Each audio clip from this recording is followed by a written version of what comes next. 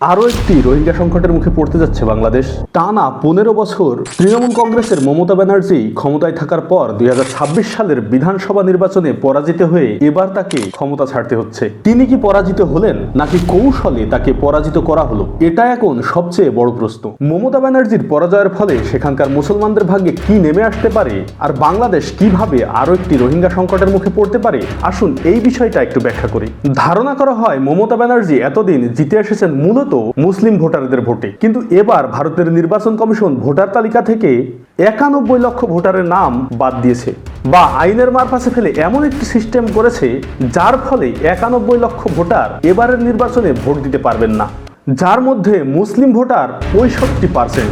বাদ পড়া তালিকার বড় একটি অংশ নিম্নবর্ণের হিন্দু, যার ফলে তৃণমূল কংগ্রেসের ভরাডুবি হয়েছে আর বিজেপি বিশাল ব্যবধানে জিতে গেছে। এখন পশ্চিমবঙ্গের মুসলিমদের কি পরিণতি ভোগ করতে হতে পারে দেখুন। আদর্শগতভাবে বিজেপি মনে করে ভারতবর্ষের মুসলিমরা এদেশের মূল জনগোষ্ঠী নয়, হয় তারা ইনভেডার অথবা স্বধর্মত্যাগী বিশ্বাসঘাতক, যার কারণে দলটির নেতাকর্মীরা মুসলিমদের প্রতি তীব্র ঘৃণা পোষণ করেন। ভারতের বিজেপি শাসিত রাজ্যগুলোতে মুসলিমদের প্রকাশ্য গণপিটুনিতে হত্যা করলেও সেটা অপরাধ হিসেবে বিবেচিত হয় না। বিজেপি নেতাকর্মীদের মুখ থেকে প্রায় আপনারা বাংলাদেশি ঘুষপেটিয়া অথবা অনুপ্রবেশকারী উইপোকা টার্মগুলো শুনে থাকবেন। মূলত এই শব্দগুচ্ছগুলোর মাধ্যমে সেখানকার মুসলিম জনগোষ্ঠীকেই টার্গেট করা হয়। এই বাংলাদেশি ঘুষপেটিয়াদেরকে তাড়ানোর পায়তারা বিজেপি সরকার করে আসছিল বহুদিন ধরে।